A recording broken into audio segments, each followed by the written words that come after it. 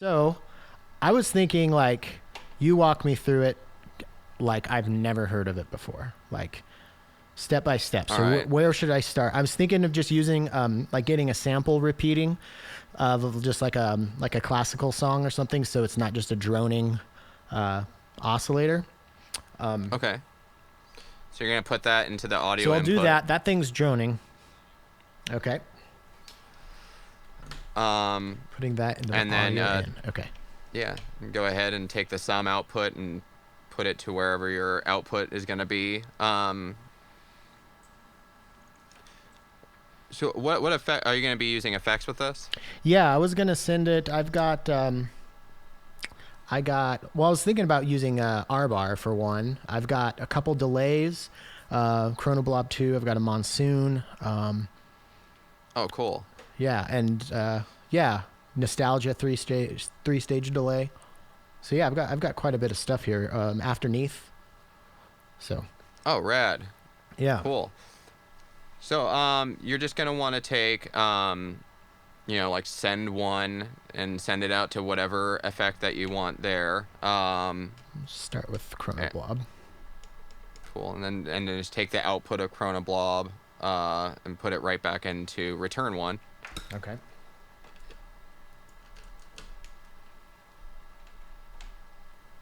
And then just kind of follow suit for the rest of your effects. Okay. So you get it Through set the up rest with of the all. channels. Makes sense. Okay. You Cool. and you don't have to use all six channels. Right. And we can get to that in a second if you want to use 3, 4, 5. Okay. Yeah. Let's use some delays and reverbs and let's see. I put a bunch of effects in this rack just for this. So Oh, rad. let's do it.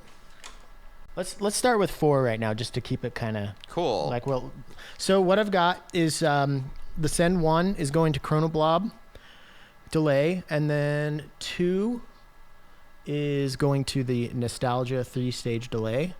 3 is going to Monsoon, and then 4 is going to R-bar. Okay, great. So if you want to tell the Cursible which channels to access, the first thing you do is you hold shift and tap the top button. Okay. And you'll see all of them light up or none of them light up. Okay. None of them. No. So Okay, do I now have to just, hold shift? yeah, hold shift, tap the top button. Okay. Now hit the first 4 buttons, and that's going to say that it can access those first 4 channels. Okay. Are they staying lit up? The first one is. Put the second, third, and fourth. Still holding shift and pushing second, third, and fourth. Oh, are no. Okay, sorry. Don't hold shift. Okay, so Okay. just hold shift, Uh-huh. tap 1, and just release. Okay. Okay. What are you looking at now? There it goes. Ooh, I got some nasty feedback going somewhere. All right. There it is. All right. So how many lights are lit up? 4. Okay, so just the 4 are lit up. Yep. The 4 The channels. 4 that I'm using. Yeah. Okay, great. Now you can tap shift again, and that will go to nothing. Okay. Right? Mm-hmm. Cool. So if you want to use, let's say, clock drive, if you want to use a clock to go back and forth, to sequence through those, Uh-huh. you just send a clock signal into clock. Fair warning, it's not going to do anything until you tell it to go into clock drive Okay. mode. So this. So, Okay. So I got into cycle of maths coming out, and that's gonna go into the clock input. yeah, it's labeled CLK because everything has to be esoteric and bizarre. Uh-huh. I think that's just the rule of modular. Right. So to get into clock drive mode, you're going to hold shift and tap the 5th button, which would be labeled 42. 42. There you go. And now it should be going from one to the next. Okay. Holding shift. Tapping. And just 45. tap 5 and let go. Oh, nice. I'm gonna slow this clock down a little bit. All right, cool. Now, for the morph settings, like the attack and decay of the fades, in order to get to that, just hold shift for 2 seconds. And tell me where the light is.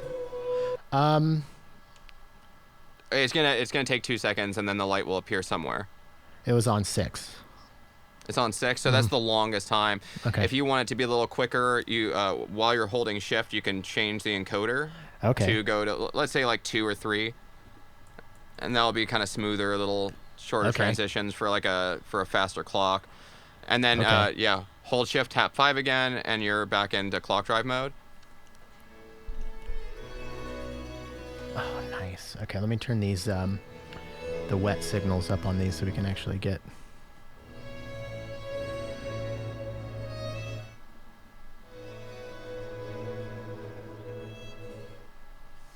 Also, if you want to change the direction of clock drive mode, if you hold shift and hold 5, there are 4 presets. Okay. 1 being forward, 2 being backward, 3 being pendulum, and 4 being random. If you have to move the hold shift, hit 5, and move the encoder. You got that? Yeah, I think I just put it into random. Yeah, that's my favorite. That's like my favorite thing for it to do. Oh, so okay. If I wanted to, so as it's not on with a slow clock, can I get it to where it will leave the tails of like the delay and reverb? I noticed that when it goes when there's nothing lit up, the signal disappears all the way.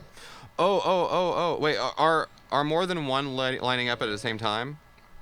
Yes. Okay. So now you're in fill mode. Okay, hold shift and tap the encoder. And let go. Okay. It just went like this. Now, there we go. Yeah, it went crazy for a second. Now go into shift 5 again.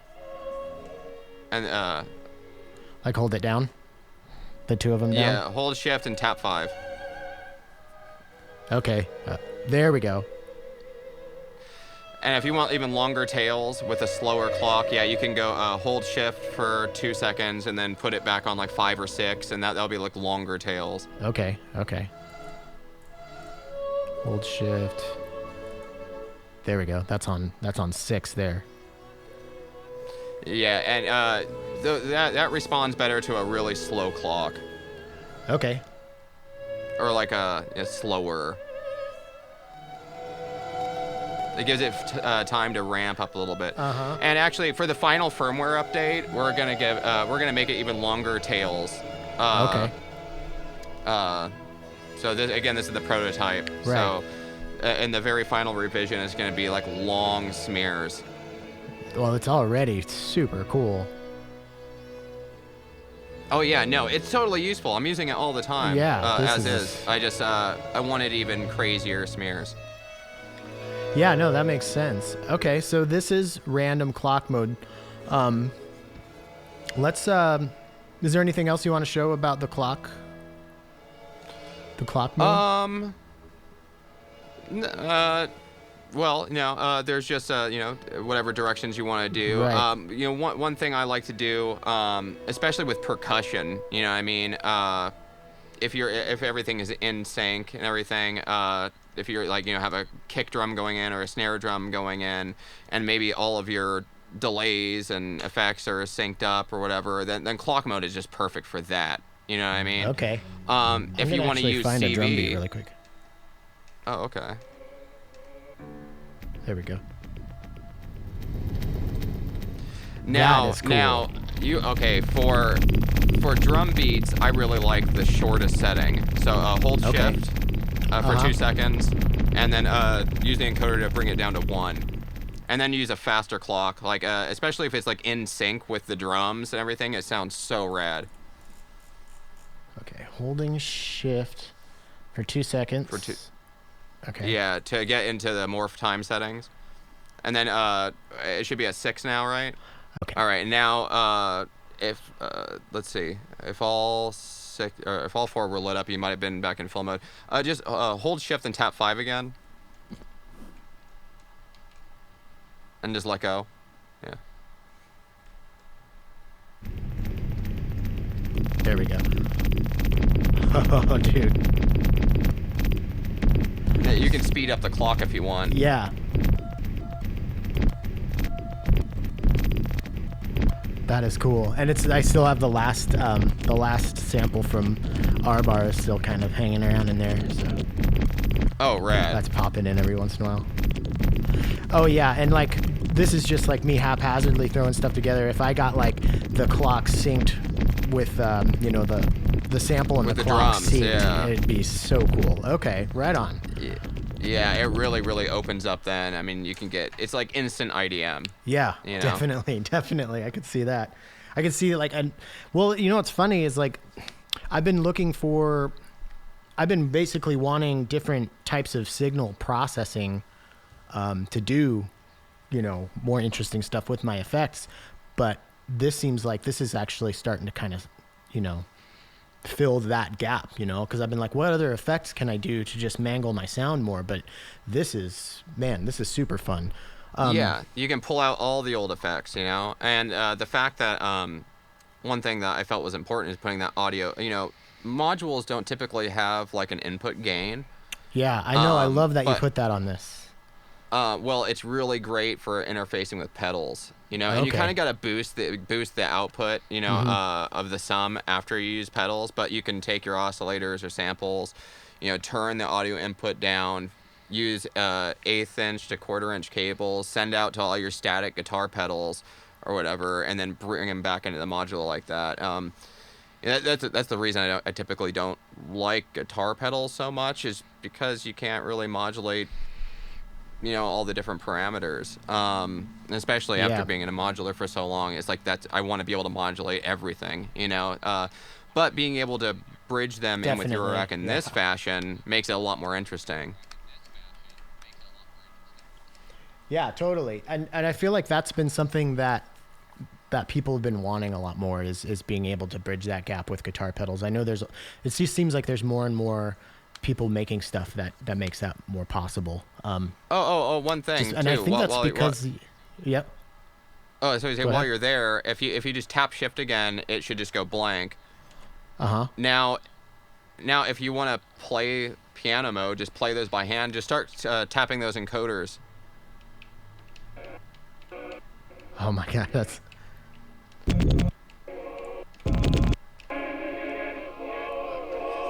And now, and again, piano mode is also subject to the morph fade time settings. So if you wanted to change the tails and everything, you can get back, hold shift for 2 seconds, and Okay. So if you want, yeah. There's like so that's just attacking. another one of those modes. So is there like an ADSR on the piano mode then? Is that basically what you're saying? Like, Well, there's an ADSR over every mode. You know what I mean?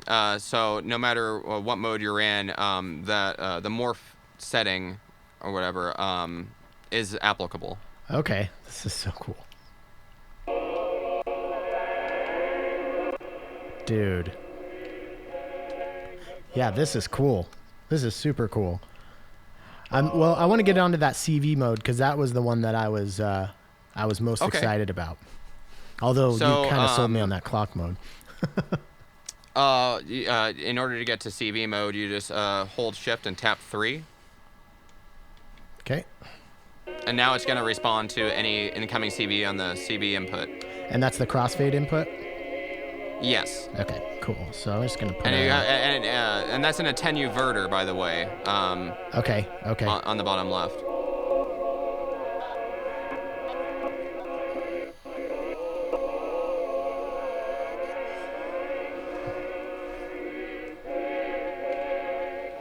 I'm tired of Auld Lang Syne. I worked on a patch with that for too long, so I had to switch my sample really quick. I actually want to. I have an LFO going into it, but I think I want to just take a nice, kind of relatively long math signal, just a nice slope, and throw that in there. I noticed that using envelopes, the best morph time setting is 2. So if you want to hold shift for two long seconds. 1, 2. Okay. And just hold it until one of the encoders. What are you on, 1 right now? Yeah. Well. So just move it over to 2. Okay. With the encoder. There we go. And then let go. And now go back. Hold shift and tap 3. Tap 3. Okay, I'm getting it now. All right. Yeah, you'll have to look at the quick start guide maybe a couple times, but then it really becomes second nature. Yeah, totally. It really does. It's not like Disting Mark III.